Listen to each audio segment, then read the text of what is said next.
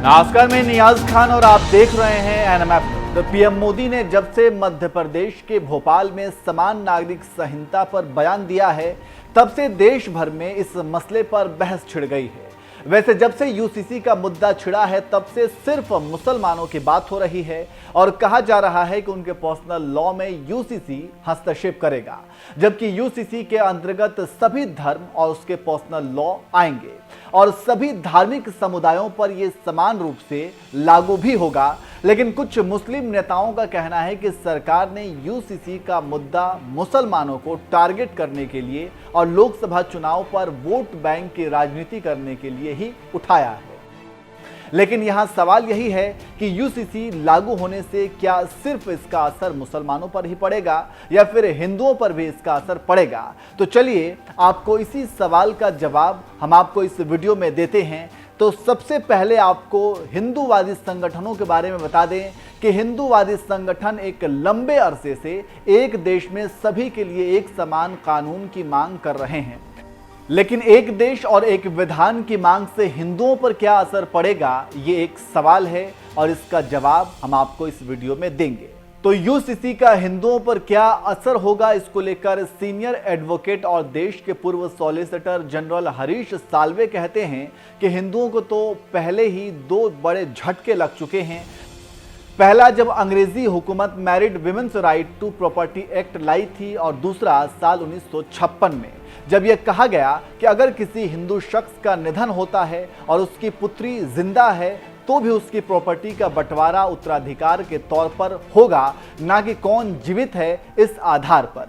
यह एक तरीके से हिंदू अविभाजित परिवार का खात्मा था। साल्वे कहते हैं कि हिंदू अविभाजित परिवार के तहत सिर्फ टैक्स से जुड़ी छूट मिलती है। साल्वे आगे कहते हैं कि मैं एक वकील के तौर पर आपको बता रहा हूं कि आज तक जो सबसे बड़ा भ्रम फैलाया गया वो ये है कि हिंदुओं को तमाम ऐसे लाभ दिए गए जो मुस्लिमों को नहीं मिले, लेकिन ऐसा कतई नहीं है। दूसरे धर्मों की तरह हिंदुओं के रीति रिवाज में भी कई तरह की खामियां थीं, लेकिन बहुत सुधार भी हुए हैं। उदाहरण के तौर पर तमाम ऐसे हिंदू थे जो सती प्रथा को मानते थे, लेकिन अब आधुनिक समाज में इसकी कोई जगह नहीं है। जब सती प्रथा को खत्म किया गया तो कितना हंगामा हुआ, यह सब ने देखा।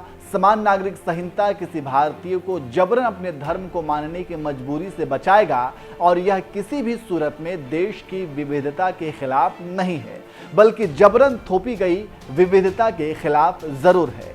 इसके अलावा जब साल्वे से पूछा गया कि यूसीसी क्या अल्पसंख्यक विरोधी है, इस पर साल्वे ने जवाब दिया, मैं खुद अल्पसंख्यक समुदाय से आता हूं और क्रिश्चियन हूं, आखिर यूसीसी किस तरह से मेरे खिलाफ है। अगर मैं बतौर क्रिश्चियन शादी, तलाक और उत्तराधिकार के संबंध में ईसाई धर्म के नियम कानून को मानना चाहता हूं तो बिल्कुल मान सकता हूं, नहीं मानना चाहता हूं तो नहीं मानूंगा, कौन रोक सकता है। इस्लाम में बहुविवाह काफी विवादित मुद्दा है। मैं कोई कुरान का जानकार नहीं हूं, लेकिन इसका मतलब यह नहीं कि 4 शादियों को किसी भी तरह से तार्किक ठहराया जा सके।